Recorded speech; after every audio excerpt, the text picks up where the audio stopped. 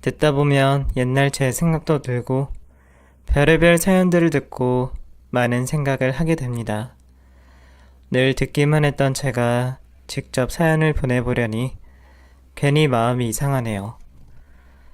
그런데 저와 같이 며느리와 시어머니 간에도 좋은 관계가 있을 수 있다는 것을 여러분들께 들려드리고 싶었습니다.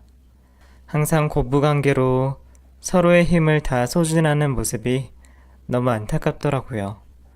저와 같이 좋은 예가 있으면 고부관계라는 편견에도 벗어날 수 있지 않을까 해서 이렇게 사연을 보내봅니다. 그리고 이제 얼마나 남았는지 모르는 제 인생을 한번 둘러보고 싶기도 하고요.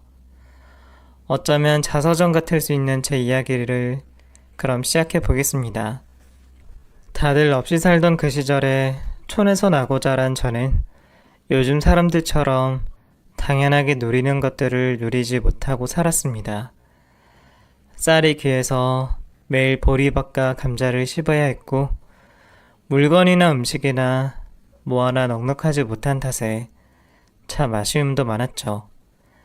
하지만 그 중에서도 제 젊은 시절이 가장 아쉬운 게 아닌가 싶네요. 그 시절의 연애라는 게 어디 흔할까요? 가끔 동네 언니 오빠들 중에 누구랑 누가 몰래 만난다는 얘기를 들어보기는 했어도 저는 그러지 못했습니다. 집에서만 갇혀 지내듯 자랐고 그렇게 연애 한번 못 해보고 나이만 먹어서는 집안끼리 맺어준 집안 남자와 얼굴도 보지 못하고 결혼을 하게 되었습니다. 그때는 결혼하는 날 신랑 얼굴 보고 그러는 게 연애 결혼보다 흔한 일이었으니 대수롭지 않을지도 모르지만 감수성이 풍부했던 저는 그렇게 시집 가는 것이 그리 달갑지가 못했습니다. 그래도 그때는 그런 시절이었으니 저는 군말 없이 시집을 가야만 했지요. 그렇게 연지곤지 찍고 혼례를 올린 날, 저는 남편이 어떤 사람일지 무슨 말을 할지 내심 기대가 많았습니다. 하지만 남편이라는 사람은 혼례 첫날부터 저를 바람맞히고 말았습니다. 이제 막 결혼한 새신랑이 어떻게 그럴 수가 있을까요? 제 남편이라는 인간은 결혼식 올린 그날 자기 친구들과 밖으로 올려 여자들을 만나러 나갔습니다. 시부모님도 그런 아들의 모습을 익히 알고 계셨는지 별 대수롭지 않게 생각하시더라고요. 그랬던 남편은 결혼 생활 내내 여자 문제로 제 속을 썩였습니다.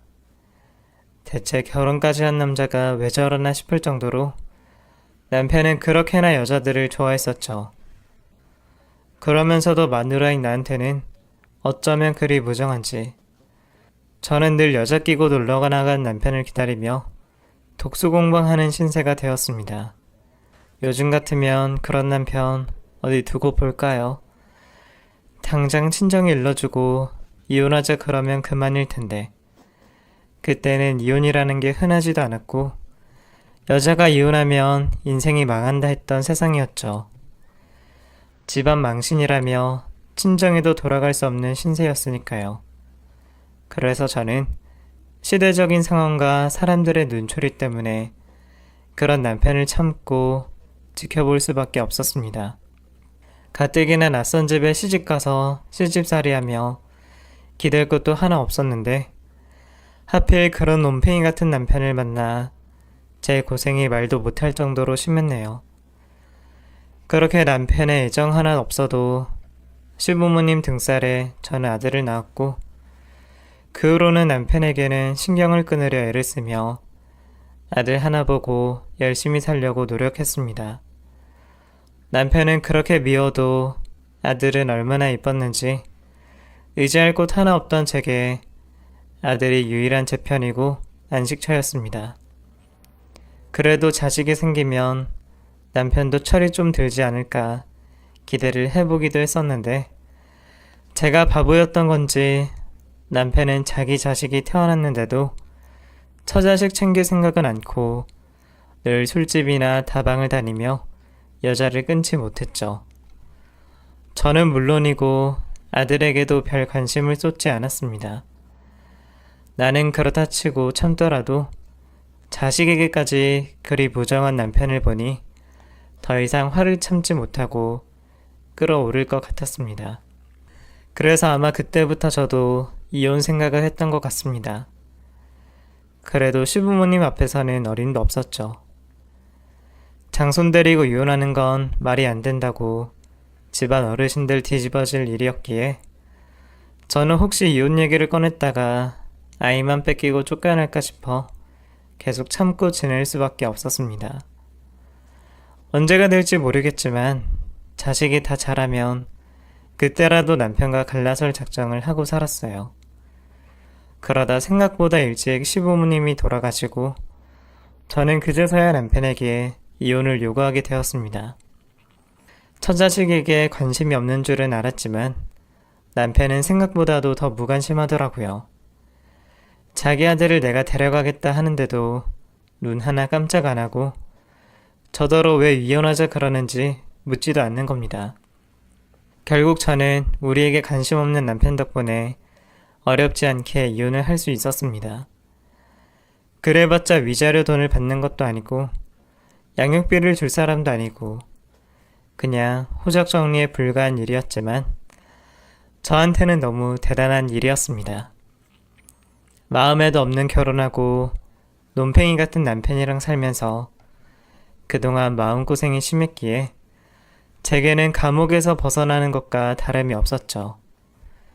그렇게 지긋지긋한 결혼 생활을 청산하고 저는 그 후로 홀로 아들을 키우며 어렵게 살아가게 되었습니다. 그래도 마음만은 가뿐해서 저는 새 출발을 하고 일자리를 구하기 위해 고향을 떠나 대도시로 나가게 되었습니다.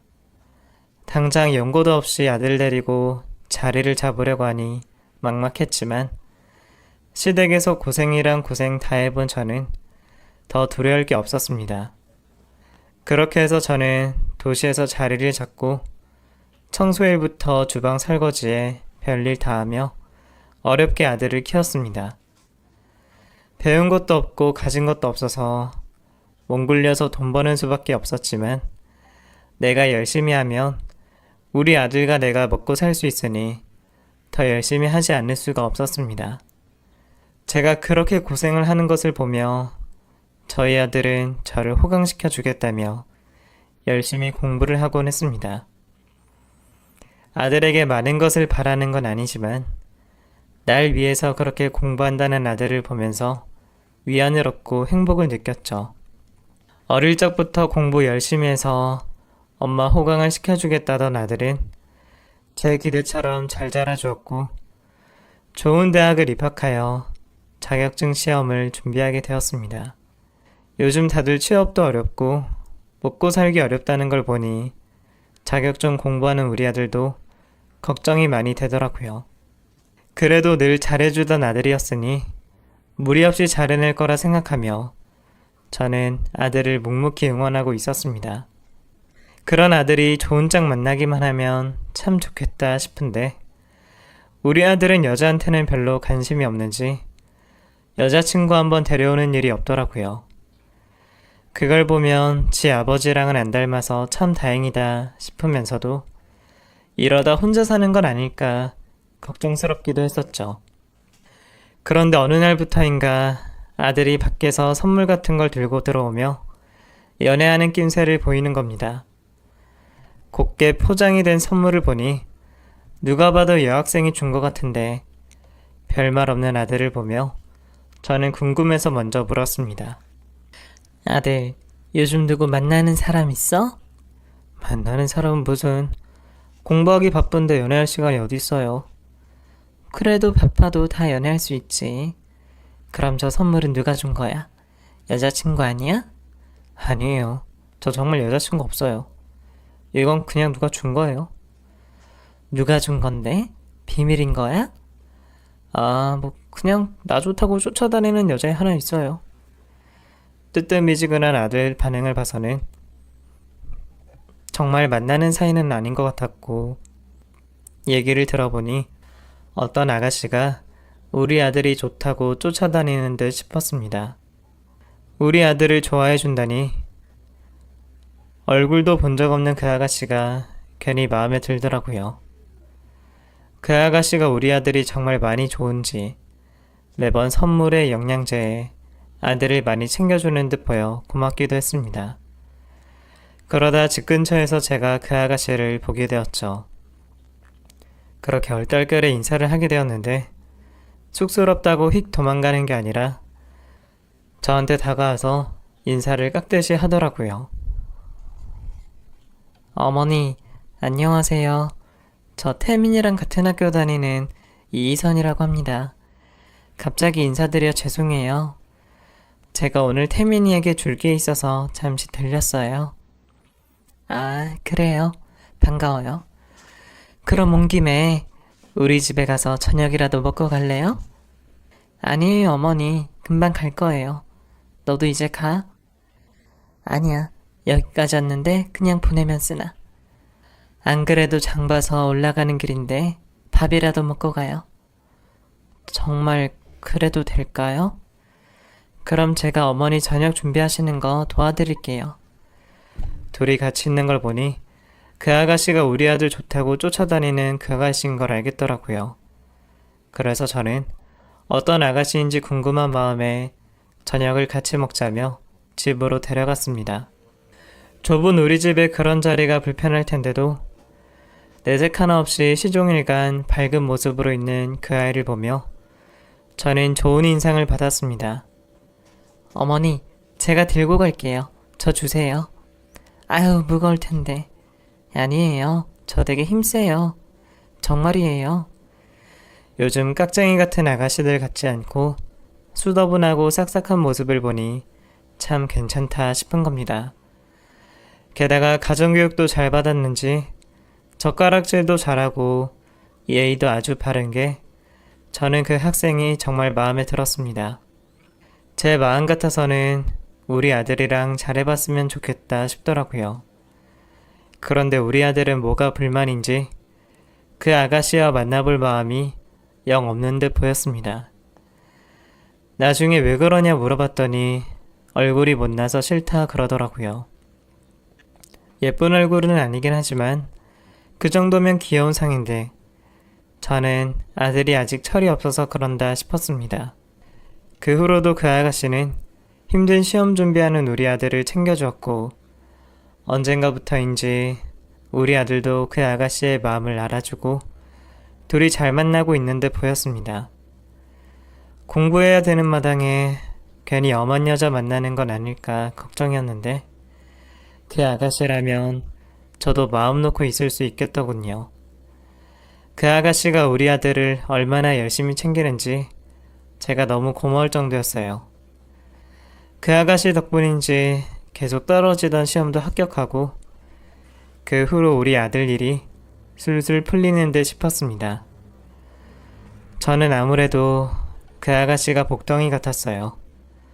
보고만 있어도 기분이 좋아지는 얼굴도 그랬고 그 애를 만난 후로 우리 아들 일이 전부 잘 되어 있으니 분명 그 아이 덕이라 생각할 수밖에 없었습니다. 그렇게 둘이 잘 만나는 걸 지켜보던 저도 그 아이에게 무슨 아픔이 있는지 알게 되었습니다. 알고 보니 희선이는 기댈 곳이 없는 아이였어요. 어릴 적 우리 아들처럼 어머니와 단둘이 힘들게 살다가 몇 년 전에 어머니마저 돌아가시면서 지금은 혼자 지낸다 하더군요. 그 말을 들으니 괜히 더 마음이 짠하고 잘해주고 싶었습니다. 희선이 너도 마음고생 많았겠구나. 나도 우리 아들 혼자 키워봐서 알지만 그게 쉬운 일이 아닌데.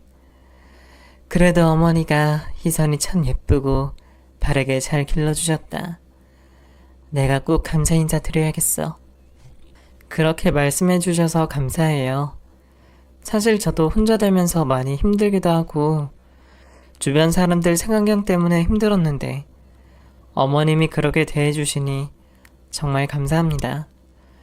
사실 저도 어머니 보면 저희 엄마 생각도 나고 그래서 더 좋아요. 그래, 희선이 너도 앞으로 엄마 보고 싶으면 나를 찾아와라. 내가 엄마처럼은 못해줘도 밥이라도 차려주마. 우리 아들한테도 잘해줘서 고맙고 내가 너한테는 고마운 게 참 많구나. 애가 마음이 참 착하고 따뜻한 것도 그렇고 힘든 형편에서도 좌절하지 않고 열심히 사는 걸 보면 저는 희선이를 제 며느리로 삼고 싶은 정도였습니다. 식들 결혼 문제가 부모 마음처럼 되지는 않지만 그 아이를 놓치기에는 너무 아까웠습니다. 그래서 아들한테도 그런 여자 없다며 몇 번이나 당부하고 희선이랑 오래오래 만나다 결혼을 하기를 바랬죠. 그리고 결국 두 사람은 오랜 연애 끝에 결국 결혼을 하게 되었고 두 아이들의 결혼 소식이 무척이나 기뻤던 저는 혼수며 예물이며 제가 해줄 수 있는 건 전부 해주겠다며 희선이를 며느리로 맞았습니다. 우리 아들에게도 좋은 일이지만 그렇게 속 깊고 착한 며느리를 드린 것은 제게도 기쁜 일이었습니다. 긴 시간 옆에서 지켜본 덕분인지 희선이에 대해 잘 알기도 했고 그 아이가 변심 없이 우리 아들을 사랑해 줄 것을 저는 믿고 있었거든요. 그렇게 결혼을 한 후에도 며느리는 저와 아들에게 참 잘했습니다. 정말 요즘 이런 며느리가 어디 있을까 싶을 정도로 야무지고 똑부러지는 아이였어요. 살림은 물론이고 일도 잘하고 바쁘고 힘들 텐데도 혼자 있을 제가 걱정된다며 주말마다 찾아와 말동무를 해주고 직접 만든 음식들을 챙겨와 주고 나는 남부럽지 않은 며느리였습니다.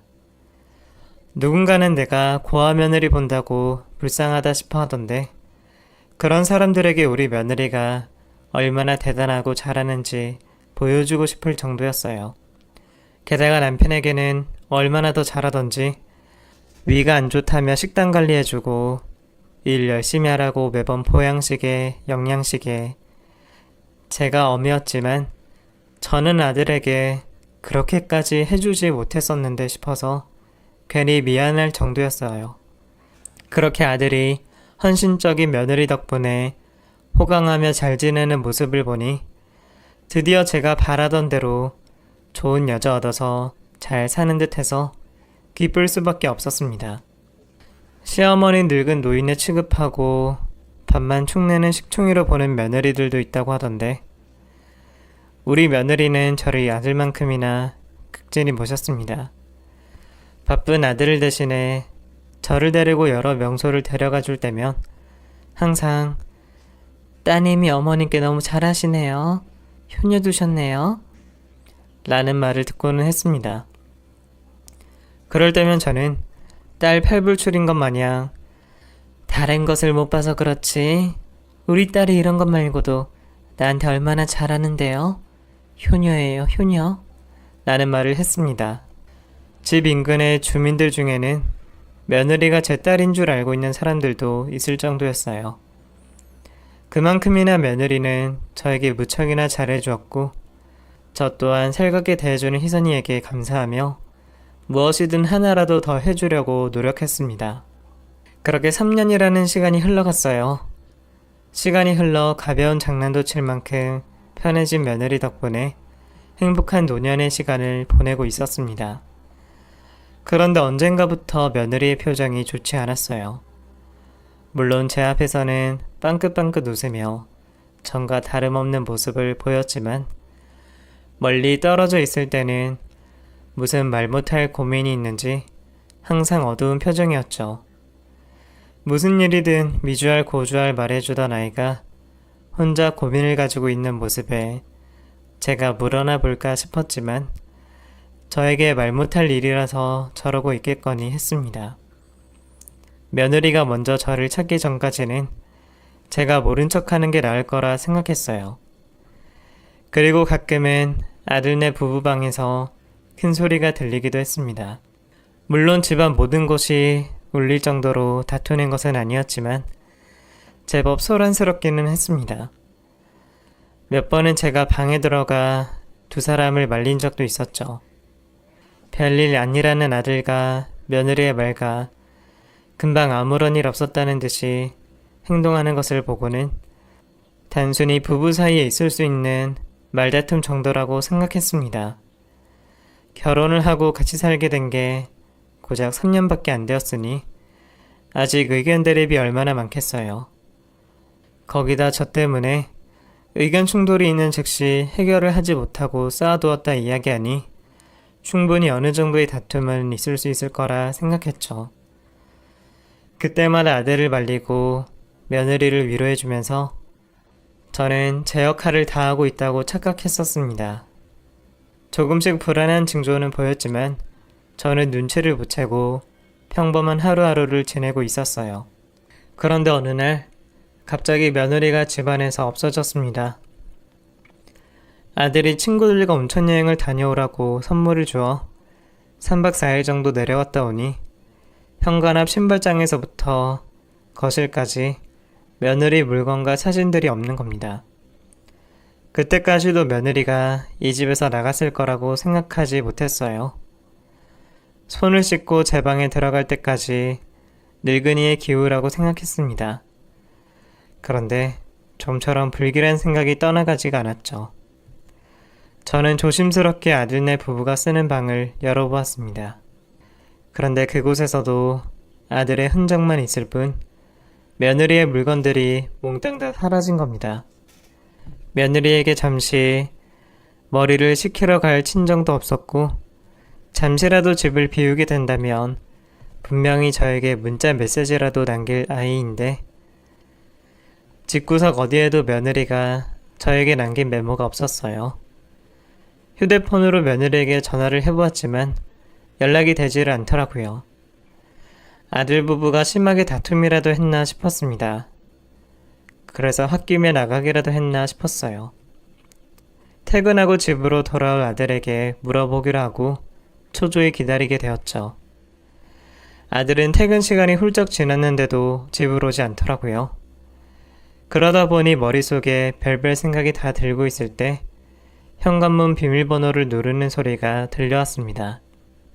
저는 아들을 반길 겸 며느리에 대한 행방을 물어볼 겸 현관으로 나갔죠. 그런데 여행 가방을 들고 오는 아들 뒤로 낯선 여자가 들어오는 게 아니겠어요? 우리 며느리가 화장법이 달라졌나 싶어서 안경을 다시 고쳐 써봤지만 분명 처음 보는 여자였습니다. 분위기부터 며느리와 전혀 다르더군요. 순하고 둥글둥글한 전형적인 조선시대 여성상의 며느리와 달리 얼굴 곳곳이 뾰족하고 눈이 크지만 쪽 찢어진 모습이었고 화장 때문인지 몰라도 묘하게 어두운 얼굴이더군요. 얼굴로 사람을 판단해서는 안 되지만 생김새가 꼭 불려지 같고 믿음이 가는 상이 아니었어요. 그런 여자를 위아래로 훑어보고 있는데 아들이 저를 이끌고 방으로 가더군요. 어머니, 여행 잘 다녀오셨어요? 놀라셨죠? 제가 설명 다 드릴게요. 잠시 이 방으로. 그리고 저를 끌고 들어간 아들은 제가 생각지도 못한 말을 했습니다.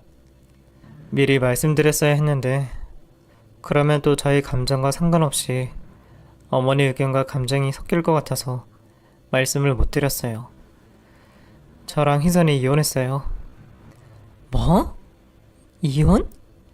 아니 너랑 희선이가 왜? 너 저 여자 만난다고 희선이를 버린 거야? 아니요, 그 반대예요.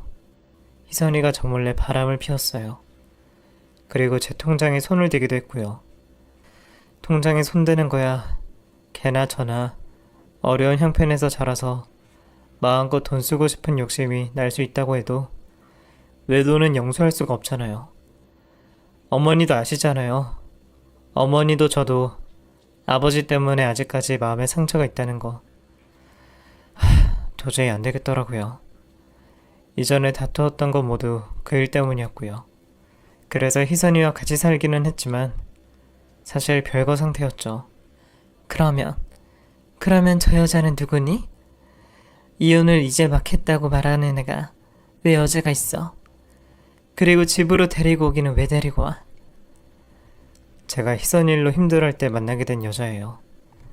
이름은 이수진이고 만난 지도 꽤나 되었고요. 어머니가 보시기에는 서로를 알아가는 기간이 짧다고 느낄 수도 있으시겠지만 저희 충분히 서로에 대해서 알고 있어요. 그리고 지금 저의 곁에 필요한 여자예요. 수진이가 저 도와주면서 어머니 잘 모시고 싶다고 했고요. 아직 정리가 덜 되어서 그렇지 곧 혼인신고도 할 거라서 몇 달 미리 들어와서 산다고 생각하세요. 새며느리와 친해지시면 좋잖아요. 어머니도 분명 저 사람 좋아하실 거예요. 어머니가 그런 걸 바라시지 않는다는 걸 알지만 이왕이면 다홍치마라고 집안도 꽤 넉넉한 편이에요. 희선이처럼 빈손으로 오는 것보다는 제 입장에서도 도움받을 곳이 하나라도 더 생겨서 좋고요.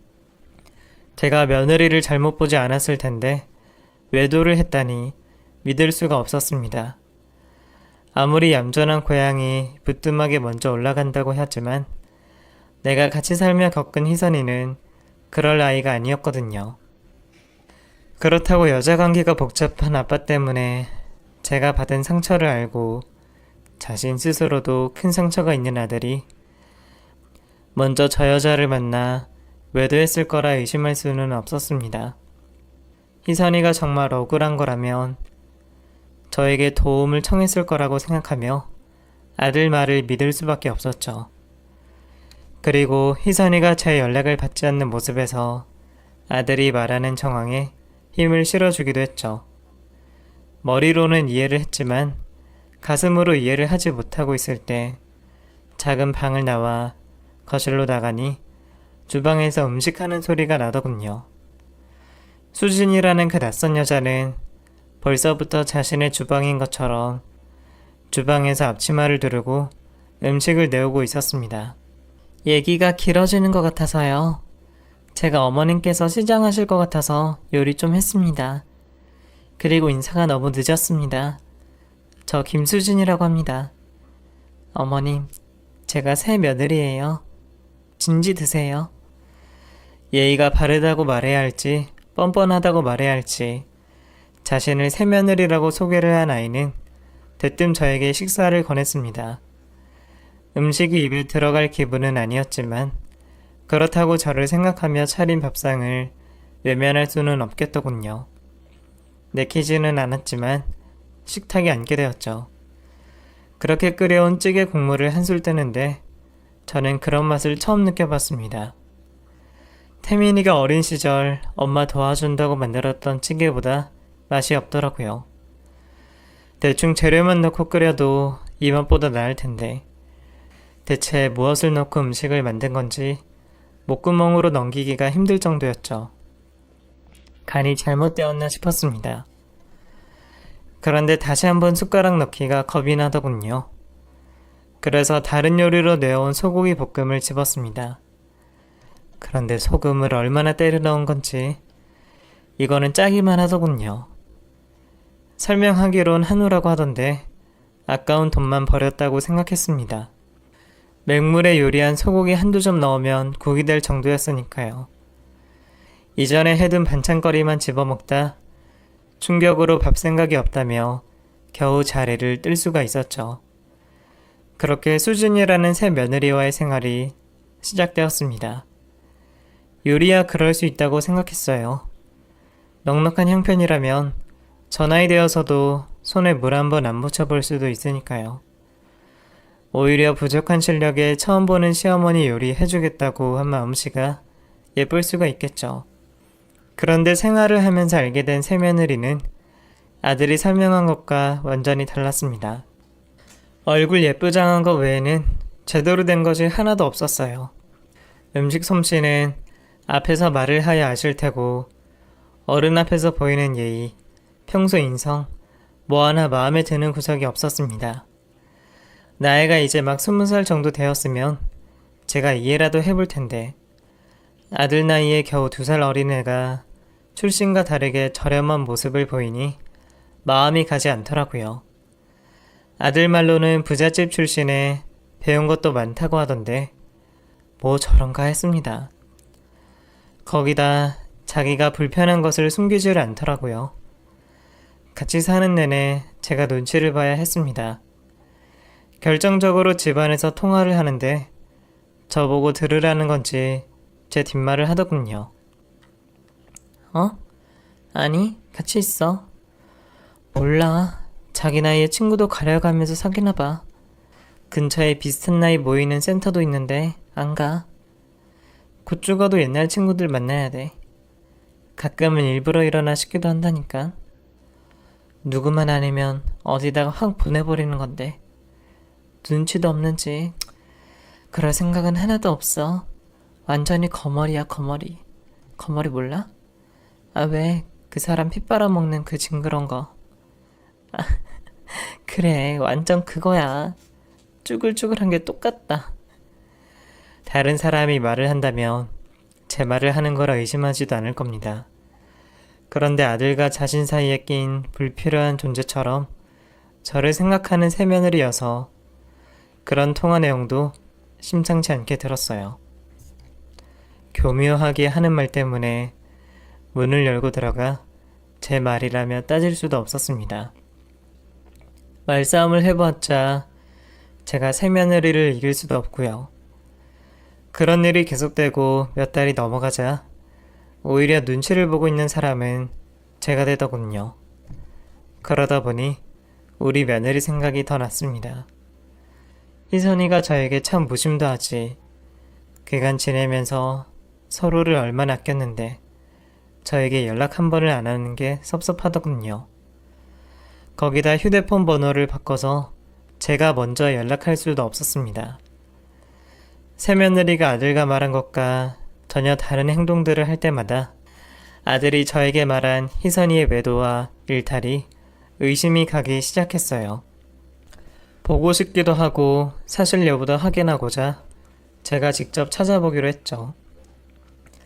친정이라도 있으면 그 앞에서 기다리기라도 할 텐데 집안 사람 하나 없어 고생을 했습니다. 직접 아들의 대학 동창들을 만나 일일이 며느리의 행방을 물어봐야 했습니다. 그마저도 아들과 결혼을 하고 난 뒤에는 대부분 연락이 끊겨 다들 희선이의 행방을 모른다고 했죠. 그렇게 한참을 헤매고 다니다 한 사람에게 희선이가 있는 곳을 들을 수 있었습니다.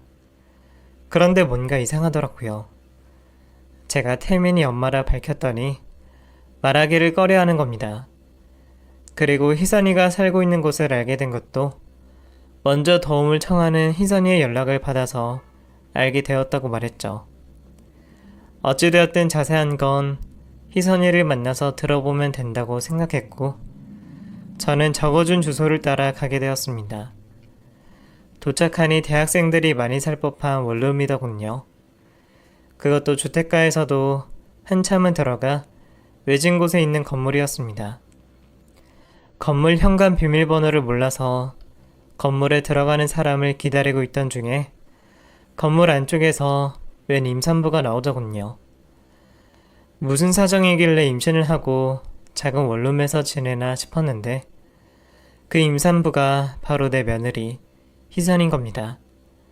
쓰레기를 버리러 나왔더라고요. 희선아, 희선이 맞지? 어머님, 여기 어떻게 하시고 오셨어요? 얼마나 기다리신 거예요? 너 왜 이런 곳에서 지내? 그리고 임신한 거니? 임신한 거 맞아? 그게... 울먹이며 한참을 우물쭈물하던 희선이는 마냥 밖에 있을 수는 없었는지 저를 자신이 살고 있는 집안으로 데리고 갔습니다. 건물 밖에서 다닥다닥 붙어있는 창문으로 크기는 짐작은 했지만 직접 둘러보게 된 방은 저희 집 가장 작은 방보다 작았습니다. 그곳에 싱크대까지 있으니 임산부가 지내기에는 열악한 환경이었죠. 아무리 이혼했다고 해도 나한테까지 연락을 끊어? 그리고 이렇게 힘든 환경이면 더더욱 나에게 도움을 구했어야지. 우리가 그거밖에 안 돼? 시어미가 혼자 우리 사이를 착각하고 있던 거야? 그래, 어떻게 된 거야? 나는 태민이가 하는 말이 아직도 믿기지가 않아. 데리고 온 이상한 여자애도 수상하고 내가 네 입에서 나오는 말만 믿을 수 있겠다. 힘들더라도 나한테 사실을 말해주렴. 아직도 눈에는 눈물이 그렁그렁한 희선이는 한참을 고민을 하고 나서 저에게 충격적인 사실을 이야기해 주었습니다. 그 사람이 어머님께 어떻게 말을 했는지 모르겠지만 바람을 피고 저에게 말도 안 되는 누명을 씌운 다음 이혼을 요구했어요.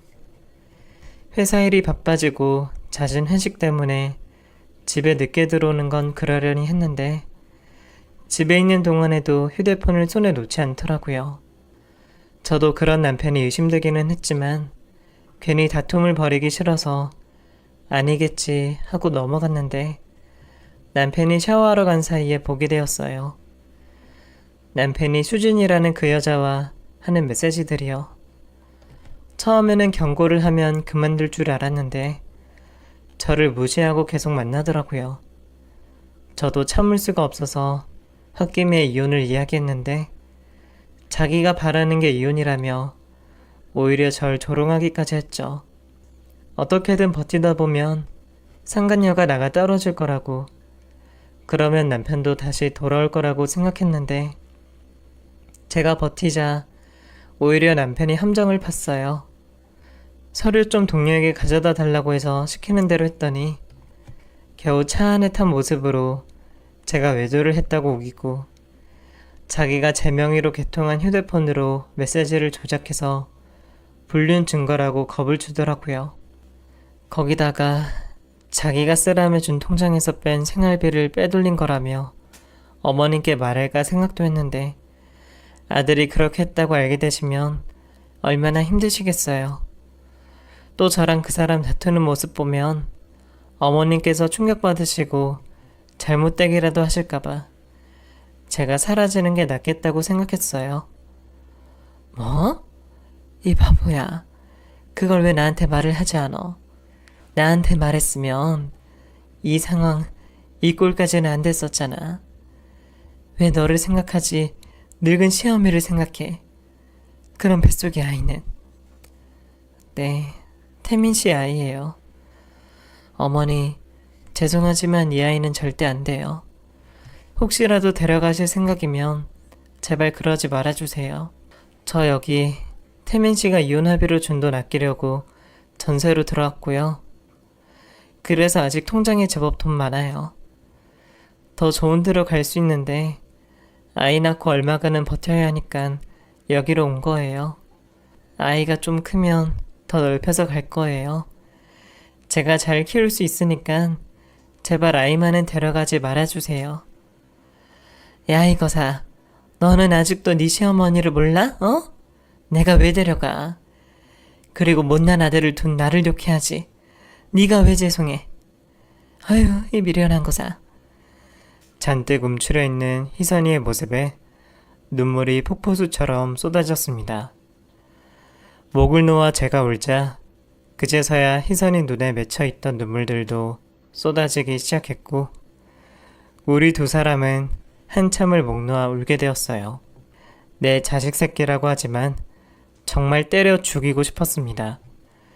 지 애비 때문에 평생을 고생한 애미를 봤고 자신도 고생이란 고생은 다 했으면서 어떻게 짐승반도 못한 짓을 합니까? 자기 자신만 똑바로 살면 돈 걱정, 배 골물 걱정, 처자식 걱정 하나 하지도 않아도 되는 놈이 말이에요.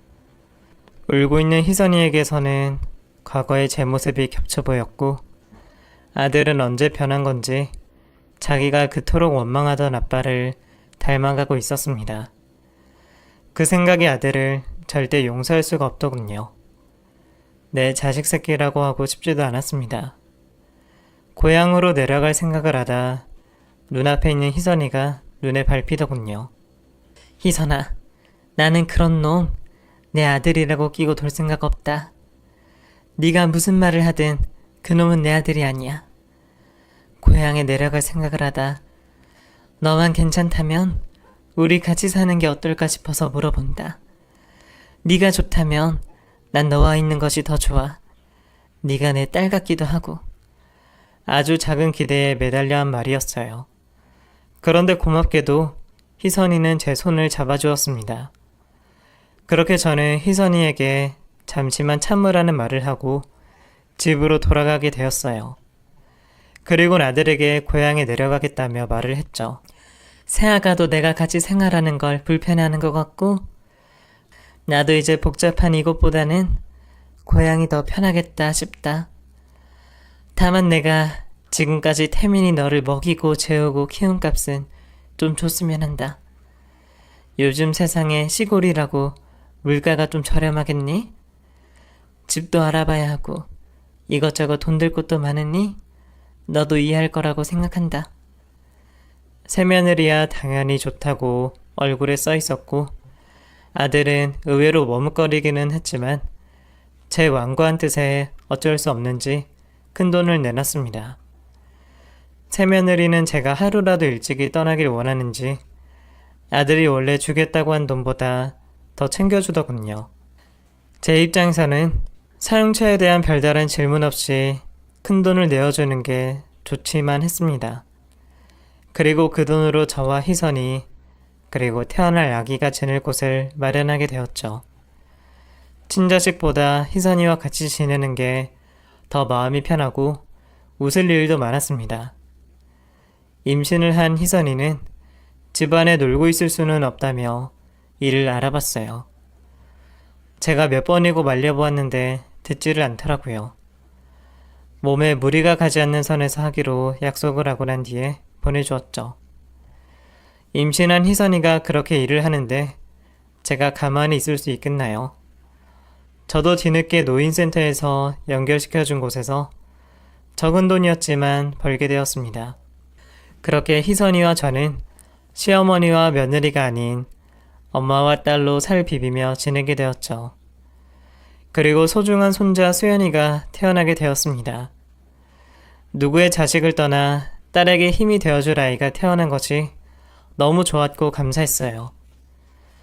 산후조리를 마치고 아이와 시간을 보내던 희선이는 주변 지인의 좋은 소개로 다시 사회로 나갈 수 있는 일자리를 구하게 되었습니다.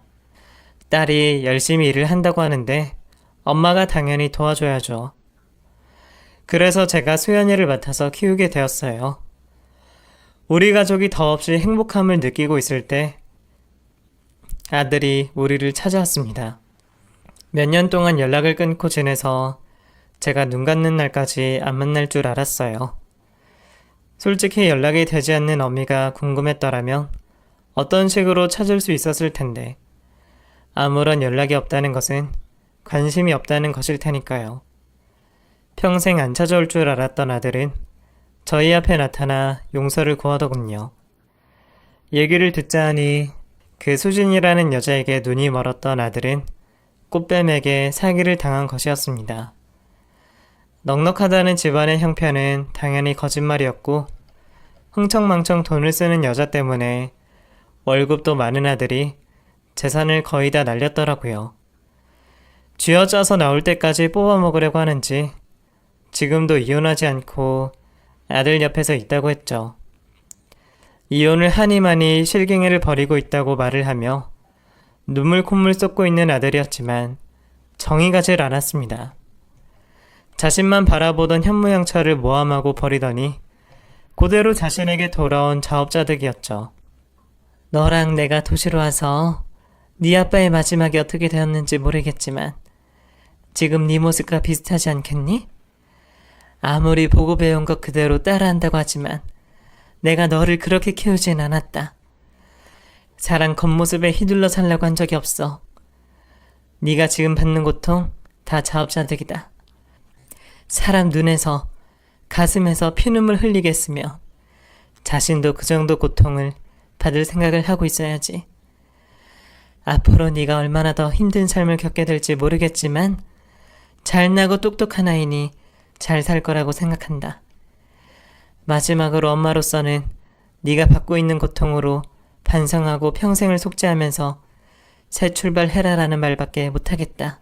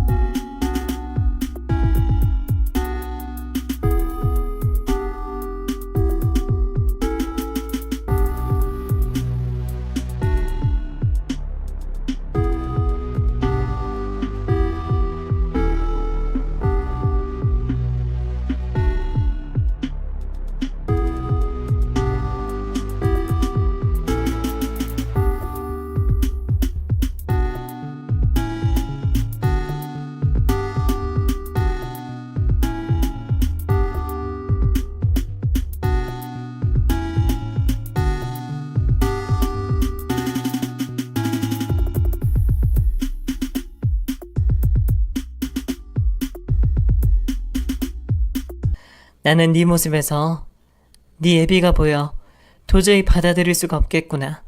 미안하다. 그렇게 냉정하게 아들에게서 돌아섰습니다. 누가 보면 어쩌면 저렇게 무정한 엄마가 있을 수 있냐며 손가락질 할 수도 있어요. 그렇다면 정신 못 차리는 아들을 언제까지 품어야 합니까? 언제까지 다른 사람들 눈에 피눈물 흐르는 게 만드는 걸 감싸주고 살아야 하겠나요? 당장의 도움이 필요해서 찾아오는 것이 아니라 스스로 자신이 한 잘못을 반성하고 죄를 달게 받고 난 뒤에 찾아와야 보듬어 주죠. 제 뜻을 이해했는지 모르겠지만 아들은 돌아갔습니다. 지금은 모든 분들이 예상하다시피 내 딸로 삼은 희선이와 우리 소중한 손자 수연이와 함께 행복한 삶을 보내고 있습니다. 하루 종일 손자만 보면 힘들다고 하던데 제 적성에 맞는지 손주의 재롱을 보면서 하루 종일 상대하는 게 즐겁기만 합니다.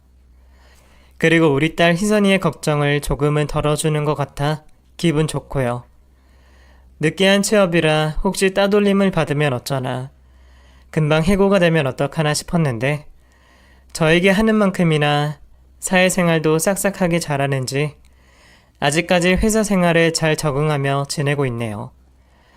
그런 희선이에게도 좋은 남자가 생겼으면 하는데 복잡한 저희 관계 때문에 제가 먼저 말을 꺼내기가 어렵네요. 이 글을 다 적고 난 뒤에 우리 딸의 행복한 미래를 위해서 한번 이야기해봐야 할 것 같습니다. 저에게 남은 생이 얼마나 있는지 모르겠지만 제가 눈을 감기 전에 희선이가 좋은 남자를 만났으면 하고 아들 태민이가 정신을 차리고 좋은 사람으로 생활하면 더 바랄 것이 없겠네요. 긴 글 읽어주시느라 수고하셨고 모두들 가족과